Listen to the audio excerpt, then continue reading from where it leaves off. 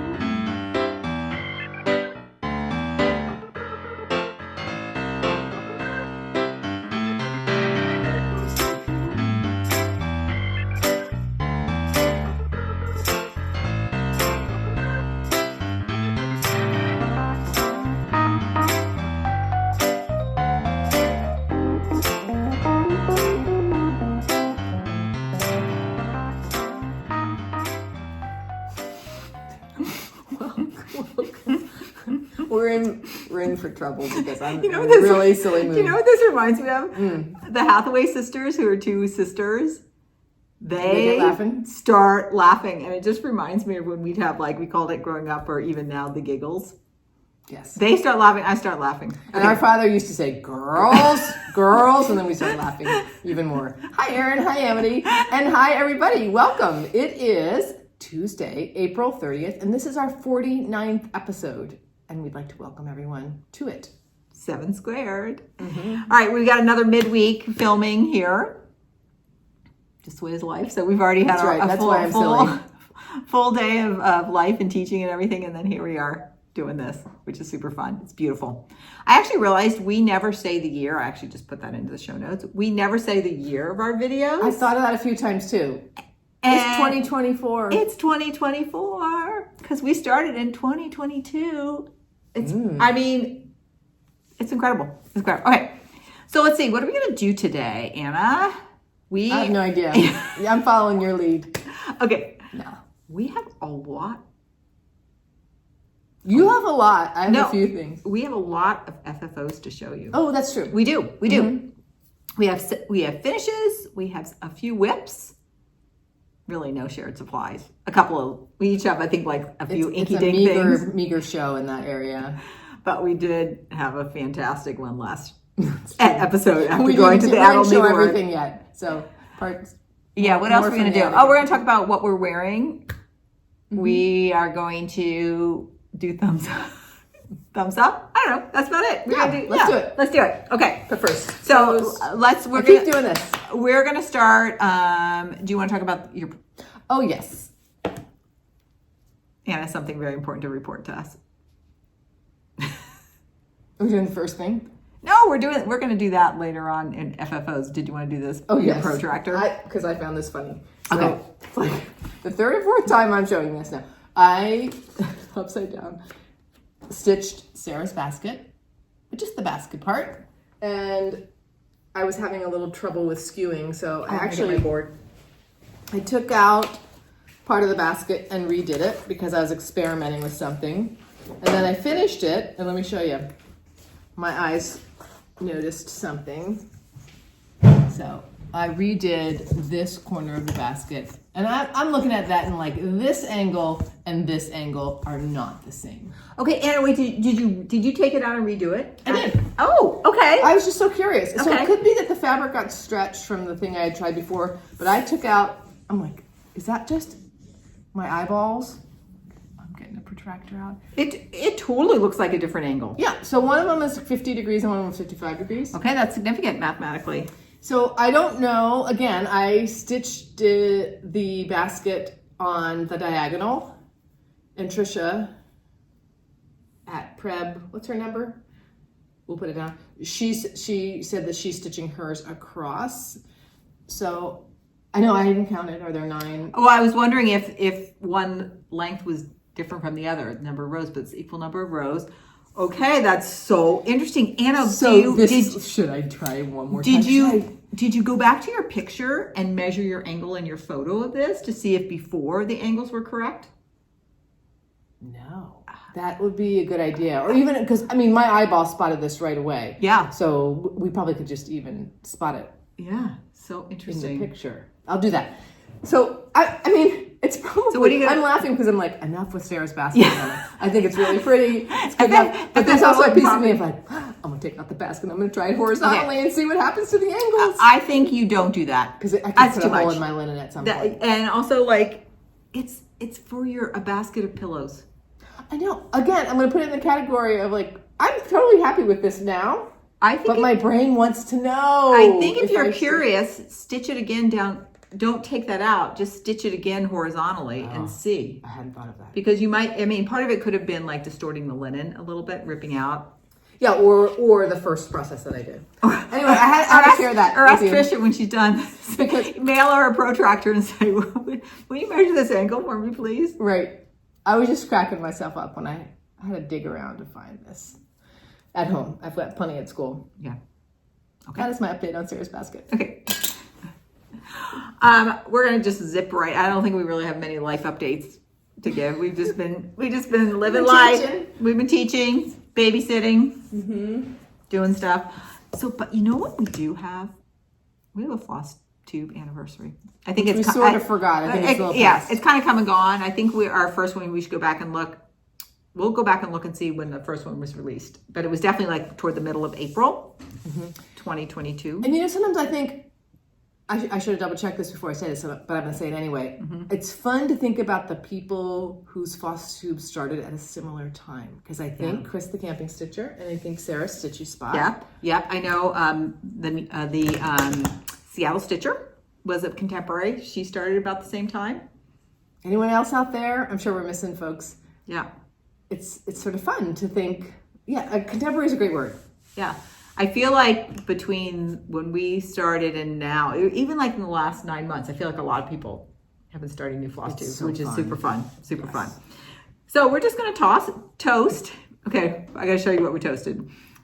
Do you all go to Trader Joe's and you just like, there's some big thing that's just out there for you to get? So I was going there, and this is called Secco Grapefruit.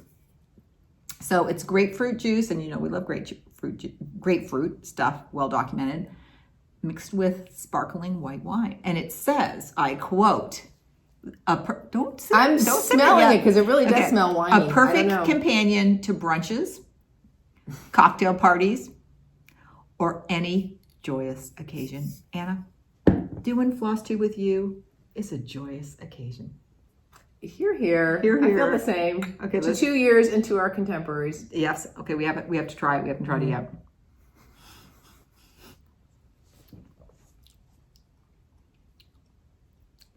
Not really good. It tastes like fake. It's really terrible. Candy taste. It's not good. What's the flavoring? It can't be real grapefruit. No, that's terrible. I'm like, it's terrible. I'm gonna take another sip. Should I crack us a beer? Yeah, you want to pause? Yeah, we'll pause. We'll be ready. Seriously, I do not recommend this at all, even though it was only $5.99. We've already poured it out, been like done with that. Okay, let's try again. Okay, Anna. Carolyn, such a joy. Such a joy. FlossTube with you. I love FlossTubing with you. Cheers. Hazy IPA. There we go. Way to go. Okay, let's get going. Hey, Anna, what you wearing? I'm wearing a tunic that I wish I made. That's how creative I'm being. This is a new tunic for me this spring. It has pockets. It's made of this beautiful poplin fabric with this wild print. It has a sewn-in slip. And it has a hem that's 3 inches, maybe 3 inches. Showing my skirt. I just think that is beautiful instead of a teeny tiny little... Can you wear it without a shirt underneath it? I think it is designed to wear with a shirt, not underneath it. It's quite low in the back, and I just feel more comfortable, like I can do more things with 6th graders when I wear a shirt underneath it. What do you think you do in the summer? Would you wear like a tank top underneath it, or like a camisole underneath it? I don't know. Do you recommend that? I don't know. I think it could look cute, sleeveless. I like that though. I love the fabric. I like that. I like it very like belly.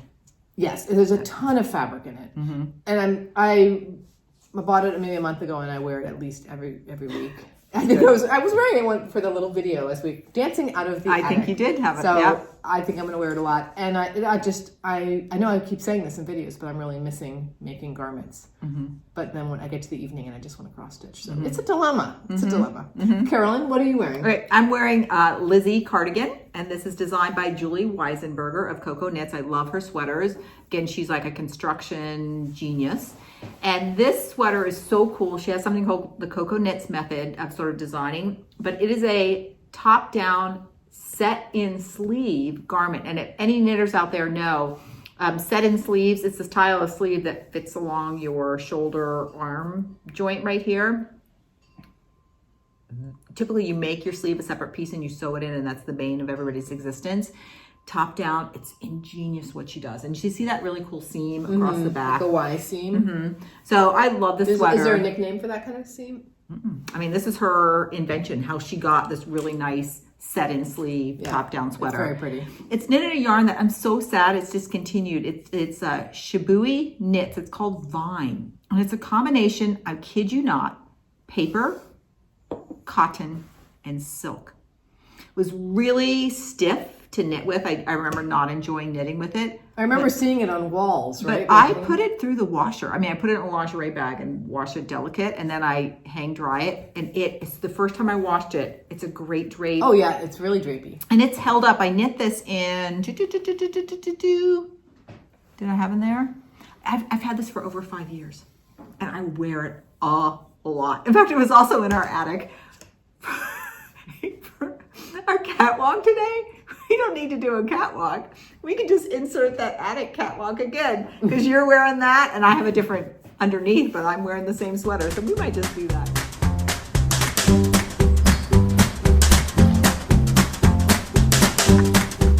So I love this sweater, and I would like to make it again with a different yarn. Okay. I think we should do a catwalk holding our Mendocino Farms salads that are waiting for us, that we're going to have dinner after we film. Do you all have Mendocino Farms where you are? Okay. We're in a groove right now. Do you get a salad or a sandwich there? Oh, I go through phases. Right now I'm in a salad phase. That's the one that you and S get. Oh, we could have just shared it. Maybe. Yeah, I didn't think of that. Yeah. Okay, because sometimes I just have half. It's a big salad. All right. We're going to start with our fully finished objects now. We may or may not have inserted a catwalk. I don't know. We'll see where we are. Yeah, let's talk with... like you're leaning no and I'm leaning yes to the catwalk. I'm going to have to convince her. Maybe. So our sister Joan, Anna nicely wrapped up Frederick and Fredericka, our framed versions, sent them to Joan. Joan has since taken them to our family farm, and she put them up on the wall. And here's one picture just of them in their location. And then another, just a little bit more close-up of them. And she hung them one on top of the other, which I think looks fantastic. I like it too. Otherwise, one of the birds looks like they're sort of miffed at the other bird. Yeah. Right. Thank you, Joan. Yeah, thank you, Joan. It's really exciting to see them in the place where we envisioned. We didn't know what wall she would choose, and I really like what she chose. Yep. And Anne and I both put documentation on the back of the frame. I was actually telling Mom that they were up there and everything, and asked her if she'd seen the picture. And then we said, we wrote a little something. So, 100 years from now, when somebody takes it off the wall, it's like, oh, here's a story of who these are for. So. Good. All right. Also, speaking of framed things, I received the BH1820 sampler from Queenstown Samplers back from L&M framing. Yeah. Oh, it's in the back. L&M framing. And this is what it looks like. There is a dark brown in here, and a lot of the threads are even ghosting or very sort of pastel and neutral. I chose the colors from the front of the sampler. Carolyn stitched the same sampler using the colors from the back of the sampler, so her colors are more vibrant. There's you have a little metallic lip in it's here. It's a little bit hard to see. Yes. So my first thoughts were something walnut or something metallic. And this is what we ended up with. So now, speaking of finding a place, I have no idea where this is going or if it's staying in my house. But It looks really thank good. you, L&M Framing. We continue to have really, really smooth and satisfying interactions with them. Yeah, I have sent them 2 pieces and I have picked the frames for both of them. So I'm just waiting to get my PayPal invoice to know they're on their way. On their way. That's really exciting.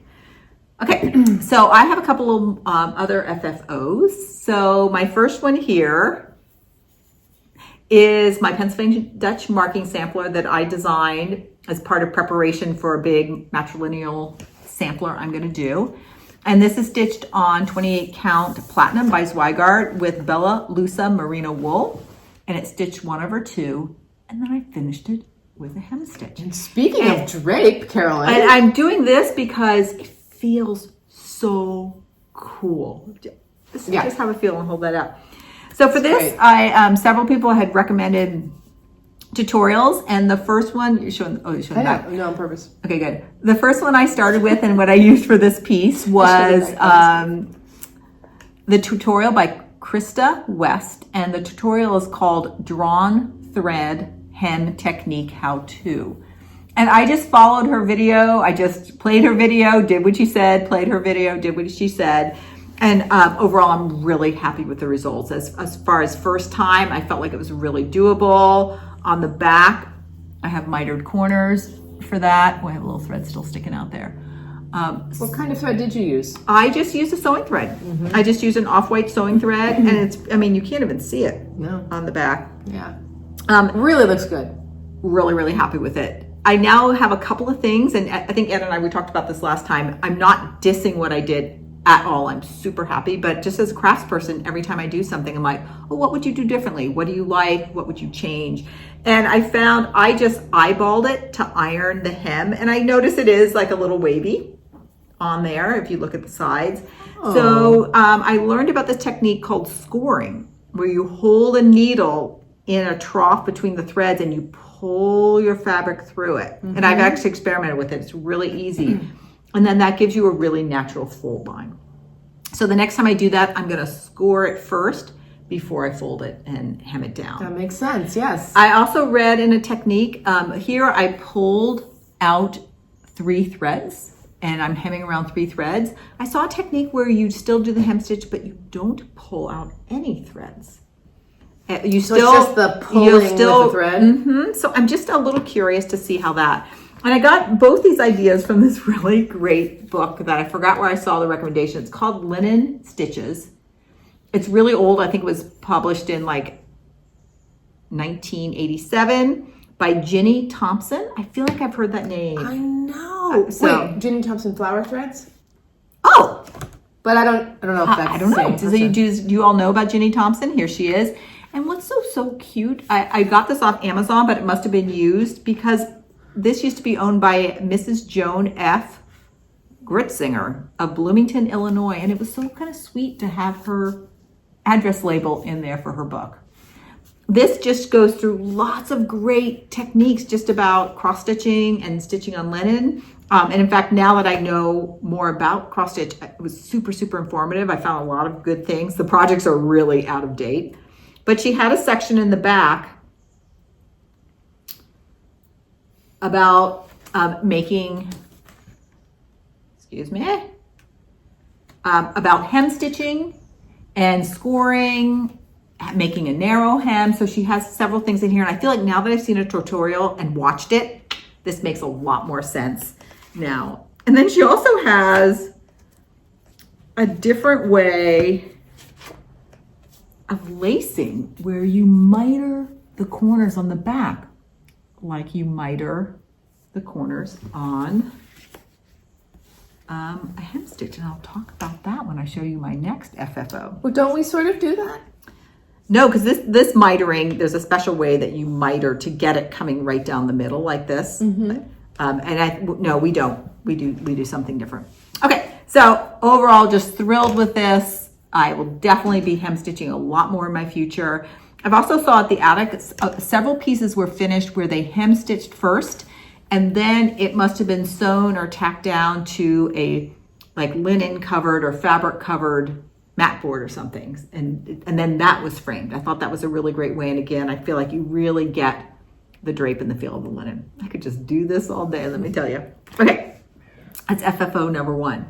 Didn't Carmen of Cardman Pins have a little video where she was sort of putting her hem stitched pieces down on top of each other? I'm feeling her. I told her see her, or she like, I think she had it outside and they were kind of like blowing in the wind, or you could really see that drape there. But it's something like putting a binding on a quilt. There's something about it that just locks it in, and I feel like this did the exact same thing. So super happy with that. Great. The next thing I fully finished this was my New Year's Day start this year, and this is Peace on Earth by Lottie Da.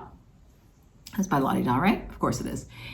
I stitched this on 38 count Himalayan Fog by Legacy Linens, and I used 103. I did a conversion based from what we have in stash. It's so sweet. Yeah, so Anna and I are really into these tile finishes.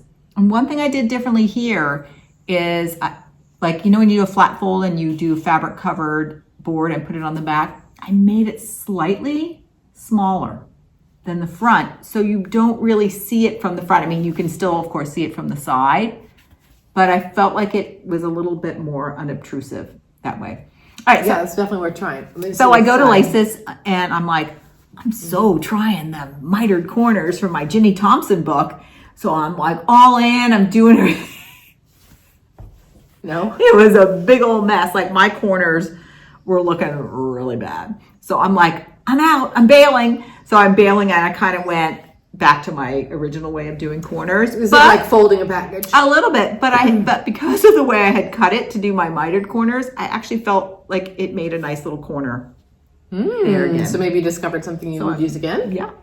I know I said I was going to show a tutorial, but I was like, I was going to try this other technique, and that there was a little bit of swearing someplace along the way.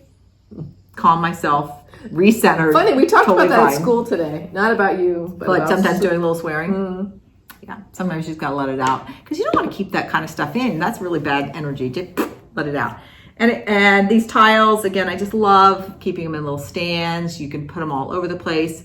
What was the place that we'd gone to? The San Francisco Needlework School. I can never remember the name of it. Yeah, unfortunately it's since closed. But Anna took this fantastic photo. You still have the photo? Yeah, you do. I do. Of these like clear plastic frames that are just layered with little framed items. And they're shelves. Shelves, shelves.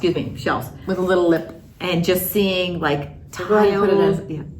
It's like you just put your little tiles and you overlap them. So I think tiles are going to be a really common, even more than flat folds. I think because we can use the stands to hold them up, you don't really need the flat fold. Flat fold is more to help you stand. It takes up less space. Yeah. And those tiles, I just love the look of them, and they're so cost effective, and they have the real finished look still. And they feel great. Okay. Maybe because we both like quilts too, that there's something about having fabric on the back. We don't need wood around it necessarily. So very pleased with that. Now I know you're all screaming at me saying, hey, in the last video, didn't you say you're going to finish your granddaughter's sweater? Yes, what are you doing? Carolyn. FFO and all this other stuff. Don't worry, kind viewers. That's also done. Right. I love that This is sweater. called Anchor's Jacket, and it's designed by Petite Knit. And this is my second one. I knit one for my older granddaughter who lives on the East Coast. This is for my younger orange-headed granddaughter that lives here. It's probably going to be a tad big for her. Let's just see if you have any color similarities. Oh, maybe less than I thought. Yeah. Never mind. Excuse the interruption. Yeah, no worries. So buttons are on. That's always my big hurdle. But I sat down, did my buttons, I blocked it, and I'm ready to give it to her. I think that's going to be a little big, but like, you know what? A little big sweater is so cute. With leggings kids. And the oversized sweater. And you know what? Oh, yeah. Her older sister is very petite. My daughter-in-law is very petite. And the younger one, she's a cruel woman like us, like good broad shoulders. So it's not going to be long before they're wearing the same size clothes. Oh, I hadn't thought of that. Like even like I was babysitting them for 5 days last weekend. And the little one, sometimes I go to put on her like t-shirts. I'm like, you've grown out of this, girl. So I just would reach into her sister's half of the drawer and just fits her perfectly. 3T on her is great. Which is kind of classic, right? Because the kids often wear like 1 year. She's about to turn 2, so 3T. Whereas the girl that's about to turn 4 can still wear for a 3T. Yeah, that's amazing. So. I don't think I've ever dressed a child like that. That fits in her age size. Oh, that fits in her age size. Yeah. Okay. So we have just been FFOing, framing, everything looks great, tiling, Carolyn. It's hemming. I'm feeling like you're going to be making some pillows. I feel like we're really starting to have a repertoire. A repertoire of finishing techniques. So, fun. Really fun to see them in person because I enjoyed your stories and things you're putting on Instagram. My husband's on this really wonderful adventure, and he's gone for about a week and a half. I've just taken over our living room. Not that he doesn't mind all my craft stuff. Like, I'm not saying I can't do it when he's around, but something about like I rolled out my table, my crafting table, and I spent a lot of the weekend crafting. It was just really fun. And I feel like I have to FFO on the weekend when I have more mental space. I know. Yeah. You really got in the zone though. It was fun. And stayed in the zone. Really fun. All right, let's do some finished objects. Okay. All right. Have I showed you Sarah's basket? All right, my first finished object, I was almost done last time. And this was part of the Jacob Sleeper Sal hosted by Carmen of Cardamom Pins. I'm just gonna get this on the board. And I picked GBH 1857 by Modern Folk Embroidery. And it's all finished.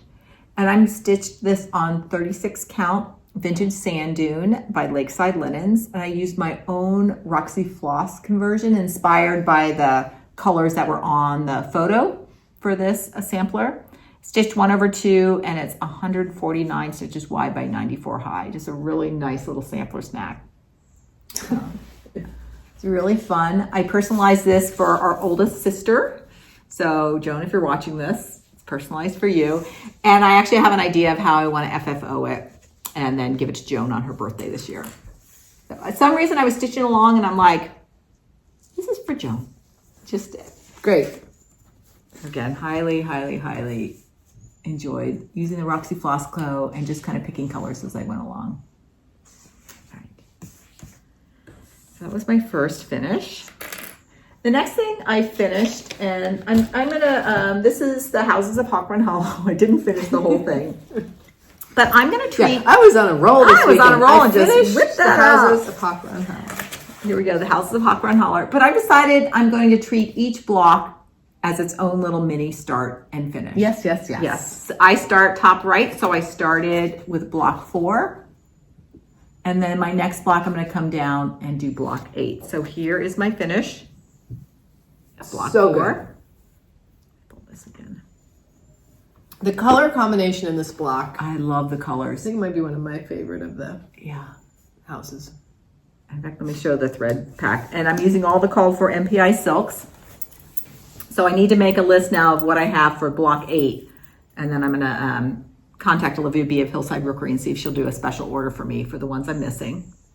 Now let's zoom in a little bit. See on the stairs. So coming down from the front door of the house is a little stairwell. And also if you look carefully at the windows, there is a 1-stitch border around each window and then it's filled in with 2 color greens. And these were the 2 greens called for in the pattern. It's much more visible on the picture. These are the 2 greens. Oh, yeah. And there's really not much difference. One is 311 and the other is 312. So I'm going to order 313 in the color family. And if it feels, I'm not going to change the windows, but if it feels like the right darker, I am going to rip out where I have the stairs because I want that to have that 3-dimensional feel of the steps. And again, if you can see the steps. And even when I look closely, I can see the color difference, but I agree, it doesn't have the effect. Yeah. So that's one thing I will go back. So that's I really enjoyed this a lot, and I'm ready to start my block 8, which will be right underneath it. I'm going to totally personalize it in a different way. I'm not going to do the words that are on the pattern. And you know what I've actually been thinking about was all the streets I've ever lived on. Oh, yeah. Just kind of putting them in different places. Of course, none of the houses I've ever lived in look like these or apartment. But I thought that might just be kind of like a fun thing sprinkled away, and then I'll have to think what I want to do for that bottom square. Okay, so that cloth is finished.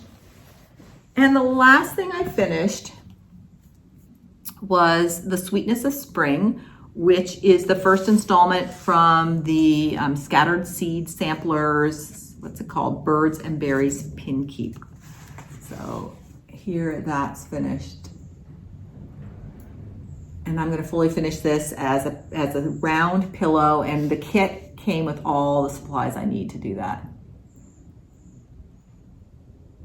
This was such a great stitch. It really speaks to me.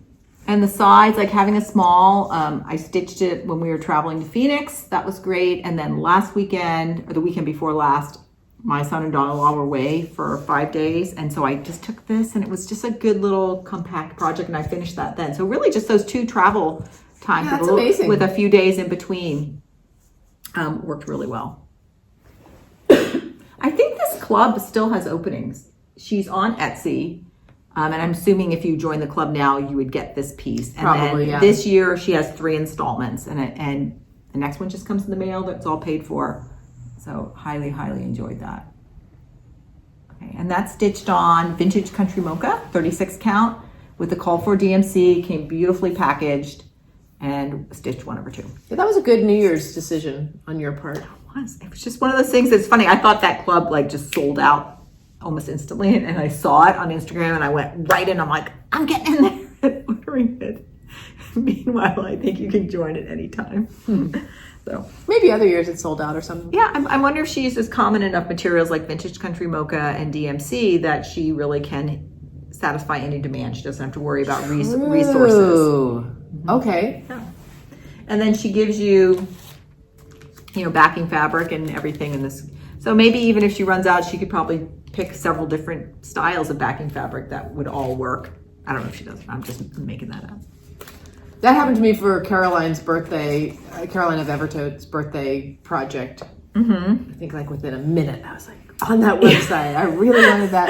I think you can still get it, which is awesome. Awesome. Yeah, it's the Artsy Housewife. I know, it is so funny. Like some things, like you have to be on it right away. Mm-hmm. And other things, I guess it maybe just shows your interest or your desire, how willing you are to just like, I'm in. Be late to homeroom to get a Katie Strachan kit. It's like, go ahead, kids. Go ahead and start. Mrs. Tildes has an important email thing. Anna will be 5 minutes late to homeroom.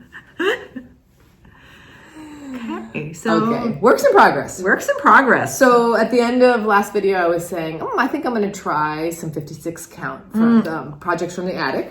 So the first thing I started was the Betsy Fisk sampler. This is an old sampler from the Porcupine collection. Copyright is 1985. Wow. Right around the time I got married. And I'm stitching it on 56 count maple bar by Cedar River Linen and Design. Thank you, Jody. My first experience with it. Oh my goodness. Is this your first time using her linen? It's amazing. Isn't it amazing? Loving it.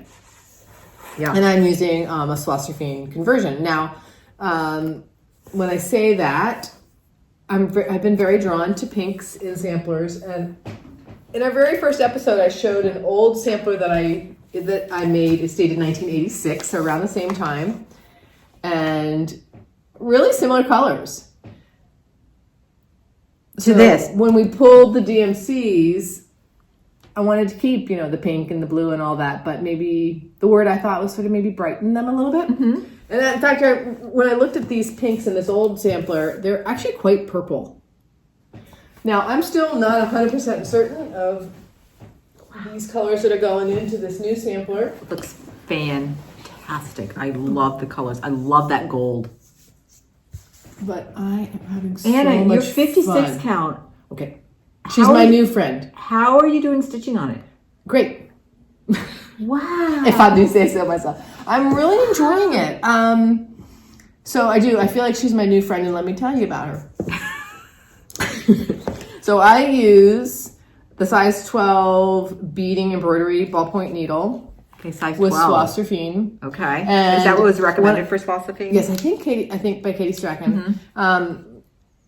And I'm getting all set. I'm gonna put my first stitches, center start, and I get my length of FlossTubing out, and I could not thread the needle. I'm like, oh, this is harder than I remember it being. I mean, I tried it 20 times. I'm like, I wonder if there's something wrong with the needle. Sure enough, there's like the big, there's not really even an eye in the needle. There was an imperfection in that particular needle. That is so funny. It was very funny. I'm like, we talk about with our students, I'm like, now Anna, keep trying. You can do this. You can do it. It's okay if it's hard. There was a floss tuber, I can't remember who it was. Help me if you remember. They were doing that over and over again. They had the wrong side of the needle. They were trying to put it into the tip. So they're always like, flip that needle. Yeah. Now, that's so funny. Now, let me just say, too, remember, I use a big old magnifier light for everything. So even to thread my, I don't think I usually when I thread my needle. So I feel like when I first started with 56, I was literally counting like 1, 2, 1, 2. Now I feel like my muscle memory has developed. So I'm still sort of checking and eyeballing it, but I'm often going up into the right hole anyway, just naturally. And that being said, though, there have been, I don't know, a half dozen times at least where I'm realizing I'm one thread off. So for me on 56, it's very easy to get one thread off, where less common for me on 36 or 40. Do you use that peek around the corner? Here. I was just peeking around the corner. You can hold it up. I'm going to peek around the corner. Do you it's so tiny. Come up next to a vertical thread to use that as a landmark to know? Yeah, it's interesting. I was just thinking about that. I tried to do that. However, with the part I was stitching last night, I'm like, I don't think that's happening anymore. I think it's the opposite. So now I'm wondering if I'm one thread off. I think it's fine. Well, we'll see. Maybe I'm headed towards big trouble. I think probably one thread off in 56 count. Nobody is going to notice. I'm going to come around. Now, another thing is that I always stitch without a hoop. So I stitch in hand. And usually I use sort of a hybrid method. Sometimes I use the sewing method and sometimes I'm going up and down. With 56 count, I'm not using the sewing method at all. Okay. I wonder if a hoop would help then also to open things up a little bit. Maybe. Although it's funny. I just don't feel the need for a hoop, and I like the feeling of holding the fabric. And so you just have one hand, you put it down, you put it back up, put it down, put it back up. So I don't have enough of the darker green, Carolyn, and maybe it's hard to see. It was very hard to find a darker green, and we went sort of olivey instead. There was like a Kelly green color. These are the two colors. And I feel like I need to stitch some more to see if that olive is going to work. Is the olive here next to the yellow bud? I like that a lot. Okay, good. Maybe it brings in the gold. This red is out of this world. To me, the red is the star of the show on that sampler. It's a real pinky red, isn't it? What is it? Oh, yeah, it is. 2523. Yeah. I think it's fabulous. And then Carolyn of the Attic was worried that this gold, we had a hard time finding a gold too, might be, she described as a little too brassy, but I think it's okay. Oh, I really like the gold, and I feel like the gold keeps your blue and pink from being too sweet.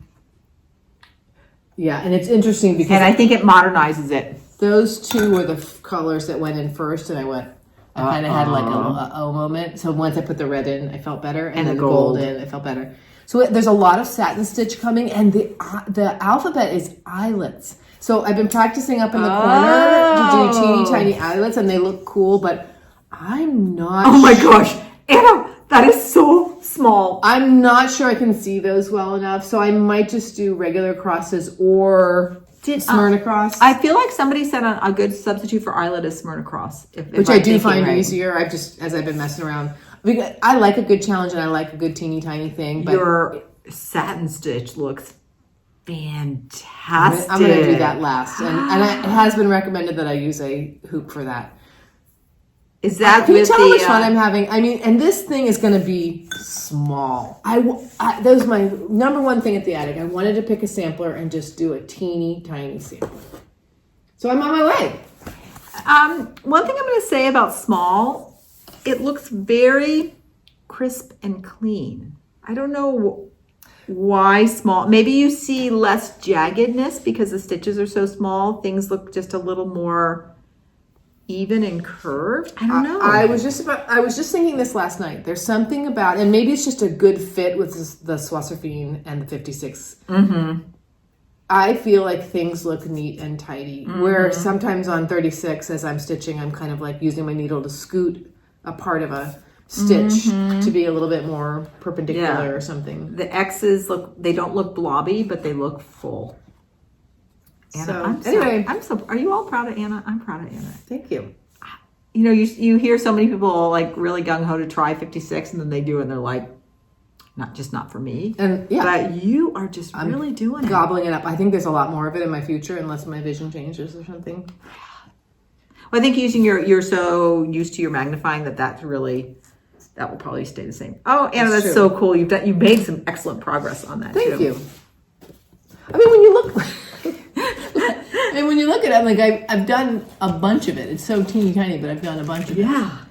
So we'll see. It'll be kind of fun. Can I see the pattern? We'll get It'd be fun to do a little border and just get the feeling of the distance around of your border. Oh, I hadn't thought of that. Because I feel like that gives you a good scale. Yeah, because you're like right in here. Mm-hmm. Like that's like almost, 40% of the height. Yeah, I would say that's about right, Carolyn. 35. Mm-hmm. Okay, Betsy Fisk Sampler, the Porcupine Collection. Nice. From the attic. Really fun. All right, Carolyn. All right, oh yeah. I'm also started something that I picked up at the attic, and this is Emmeline Hotchkiss, 1846, the Canadian sampler. This is designed by Kathleen Littleton of Cross Stitch Antiques. And I picked 40 count linen, which was a little bit of a stretch for me from 36 count. And let me show you my progress, and then I'll talk about things I'm doing on that. So here's where I am. Border, Carolyn, the border. Oh, yeah. The one color the attic did not have was the red. So I had to order that, and I just started stitching it. I'm like, I can't wait to get my red. And so I got my red yesterday. Oh, good. And I just popped some of those red buds or berries or whatever in the border and really, really enjoyed that.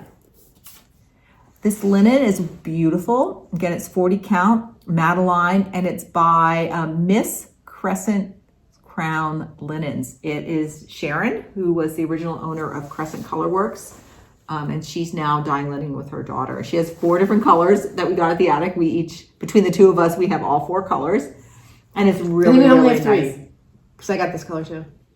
Oh, you're right. We are missing one of them. Got to leave a little something for next time. A couple things I changed. I went pretty much for the called for 103s. What I did do though is pull these out. And in fact, I really felt this when I first started putting in my red. So these are the called for yellow, red, and orange. And they're bright. That's not a problem for me at all. But I felt they were bright in sort of a flat primary color way. So I had also selected a slightly darker gold. And I also had selected a more muted orange.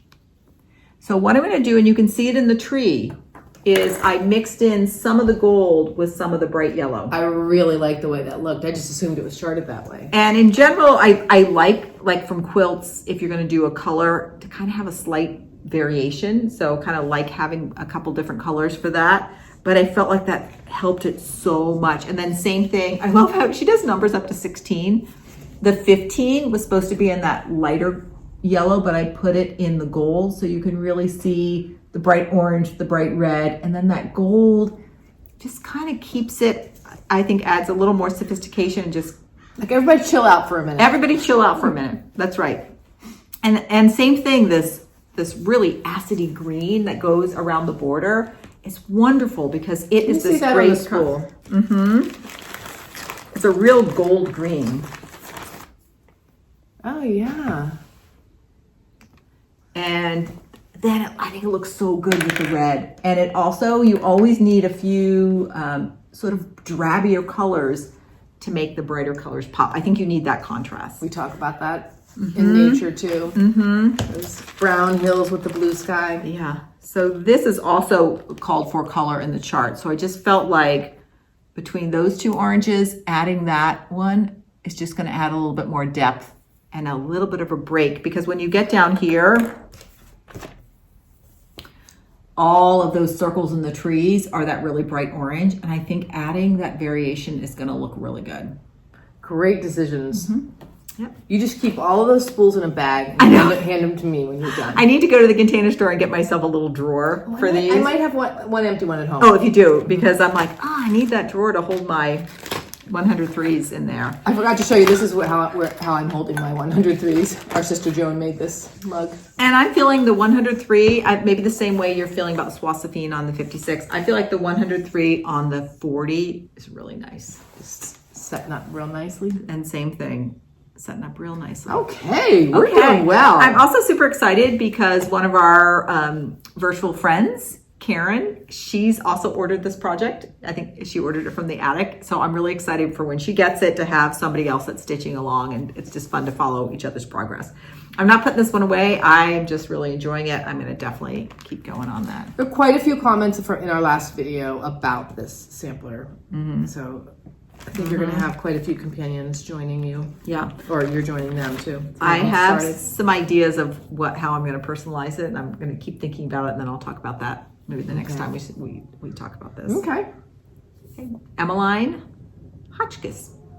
All right, on the same piece of same cut of fabric, 56 count maple bar by Cedar River Linen and Designs. I also started Blackwater Blooms by Needle Made Designs, another attic purchase. And this thing is going to be the size of an index card. What? Teeny bit bigger, but not very much, like a 1/4 inch. Look. Ooh. Oh, just for some scale, because that's the thing that's hard to tell. On a FlossTube. Wait, let me see where you are on this. So I'm here. Okay. Oh my gosh, Anna.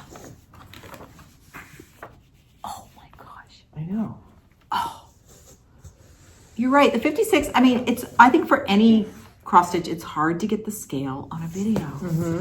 And look at all your filling. Now, I don't know if it's going to show up, and I'm using this slightly lighter black. I like it. I love it. I think there's some variation in it. 2671. That's what I'm noticing. Okay, so the people who know about Swassifine, I haven't investigated yet. No, there's definitely some variation in the black, but I don't think there's variation on the spool.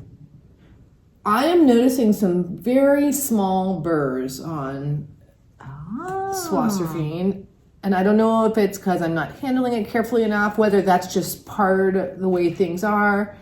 I think my thread, if there's a little burr, it looks darker. But look, this whole section in here, that looks lighter, like half a leaf looks lighter. Because I think when I start, I think the thread is fraying as very, very in a minor way. I'm not complaining about Swassifine. I'm just saying the way it's behaving. Oh. I think it's getting darker because the thread.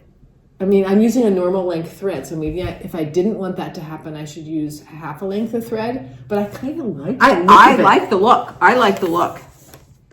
Because again, it adds a little bit of depth in it. So I think the more I've been stitching, the darker it's going to look, because the thread is actually pulling apart a little bit and is actually behaving like a thicker thread. Oh. But that's just my theory. Yeah. That daffodil, I just think it's pretty. Now, one thing I'm going to do is I am not going to stitch these handles. And so this big, huge thing is going to be coming out of this teeny tiny vase. Oh, really? And then if I miss the handles, I'm going to put them in. Okay, yeah. I'm just wondering about the balance. Yeah, it's going to be absurdly unbalanced, and for some reason that is amusing me. Is this going to go in your flower pot? No idea. I didn't even consider it for that, and then I'm like, actually, that could be super interesting with all the reds and pinks that I have going on, to have a black. You're 56. You really, I mean, that's a lot of fill-in. This is a lot of stitching. Yes. Mm-hmm. And seeing with this, you're still doing the up and down motion, not the sewing motion. Wow.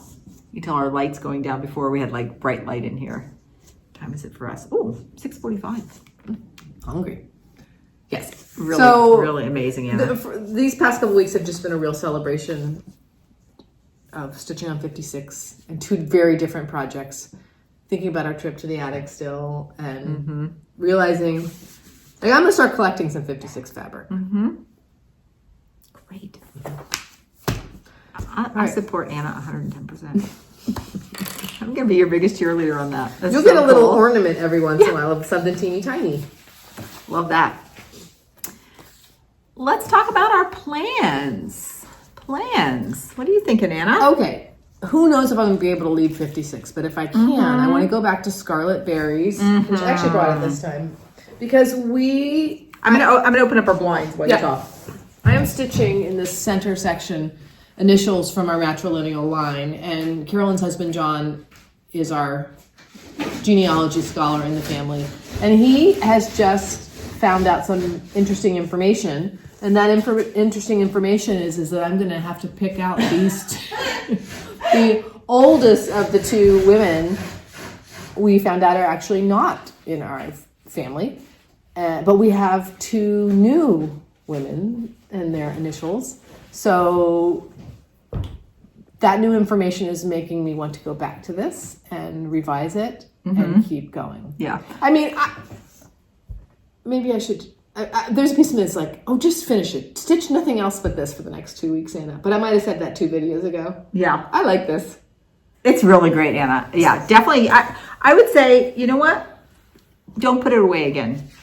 And it doesn't have to be in the next 2 weeks that you finish it, but I'd say keep it out and keep stitching on it. So my husband, one night, he said, has Anna started her matrilineal? I'm like, oh yeah, she's put some initials in it. It's like, okay.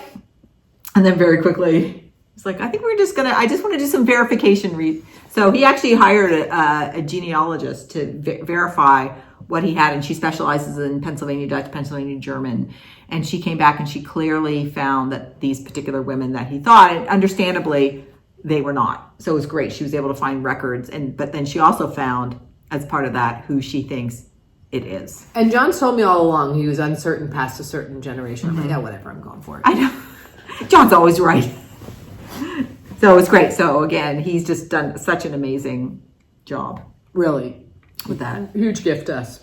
The colors in the motifs is fantastic. I'm going to insert a picture again of Anna at the attic admiring the model.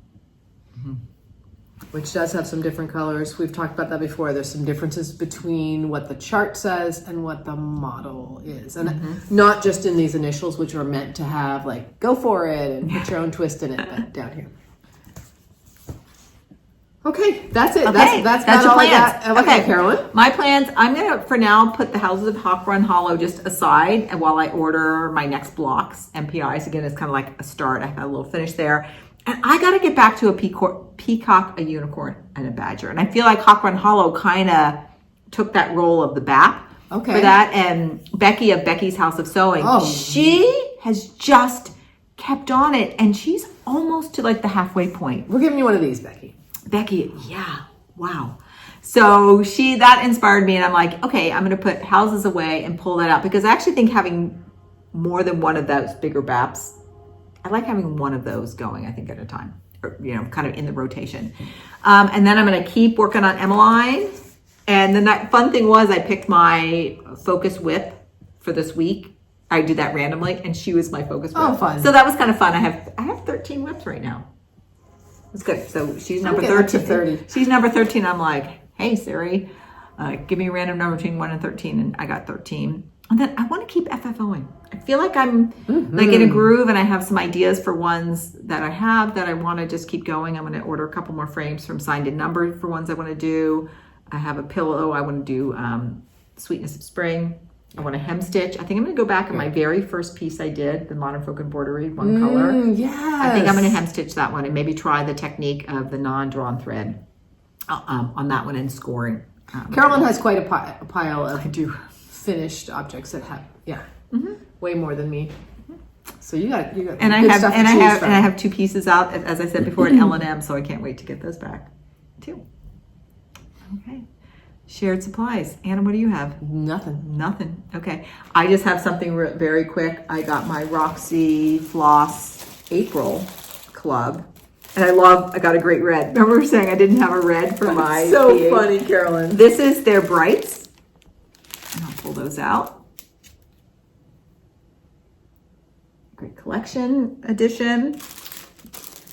And this is the neutrals. And this is also really pretty.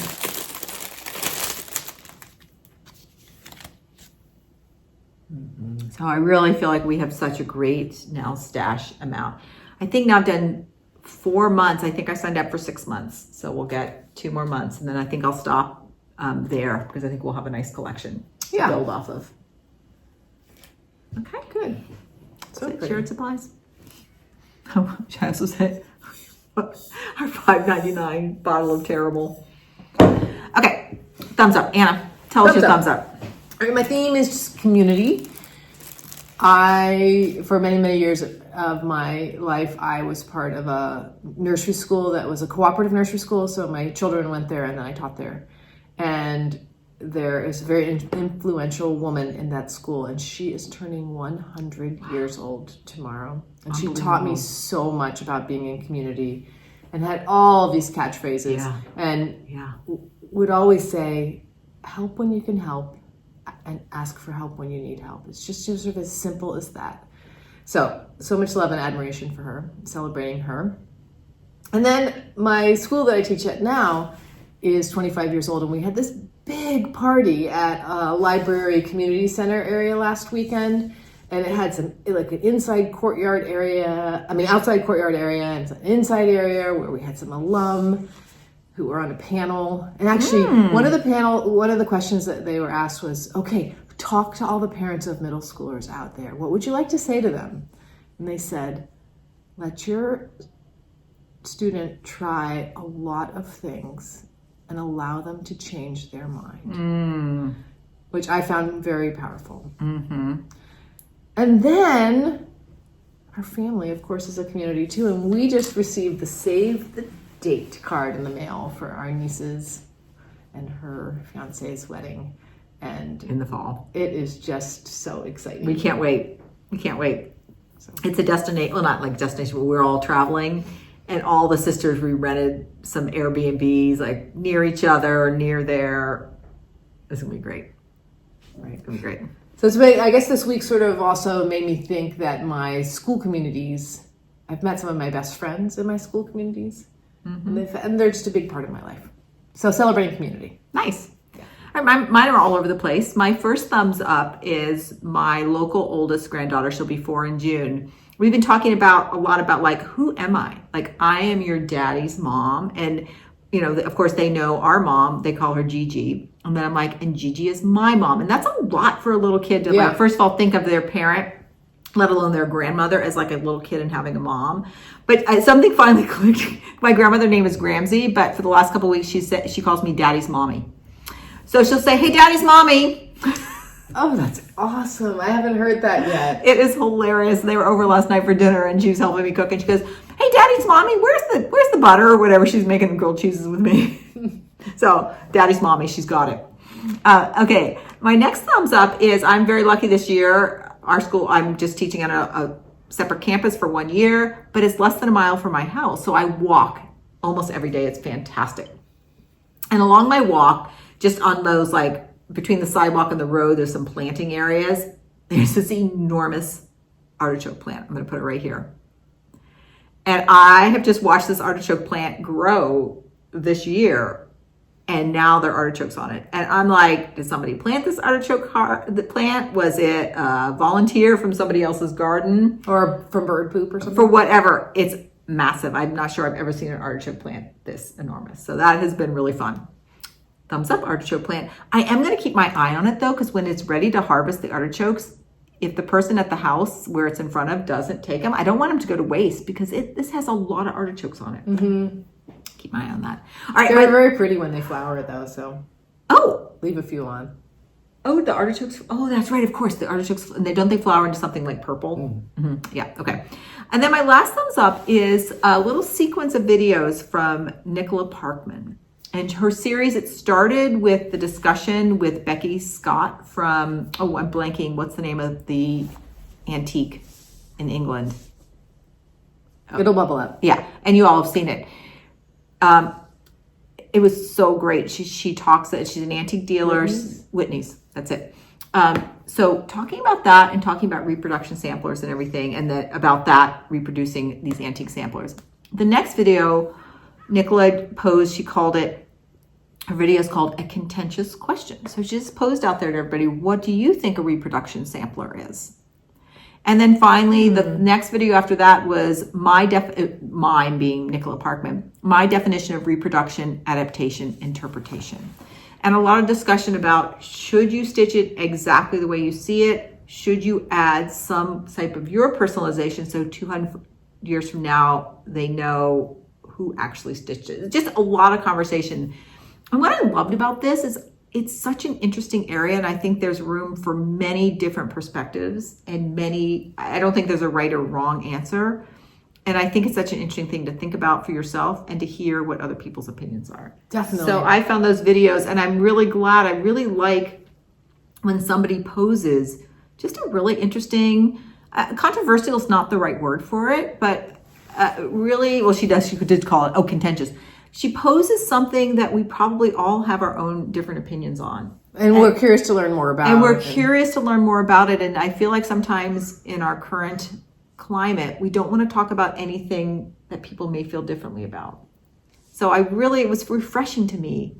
And it made me really think, what do I think? And what do I want to do about that? So, and as you learn more, you might, Of course, as that's why you want to listen to others and just do that. So I felt like that sequence, one was a special interview with Becky Scott, and then the rest two were integrated into her normal FlossTube, but they were the back-to-back. So I could tell like this is also something, whether it was something from that interview with Becky that spurred Nicola to do some more of her own thinking, because Becky definitely has her very strong opinion about what stitchers we should be doing when we're stitching reproduction samplers. So whether that caused her to think more. Okay, that was a lot of talking about that, but thumbs up. I want to watch this. I really enjoyed that. Okay, so Anna, let's go eat some salads. Okay, until next time. Happy crafting and stay curious. Bye, everybody. See ya.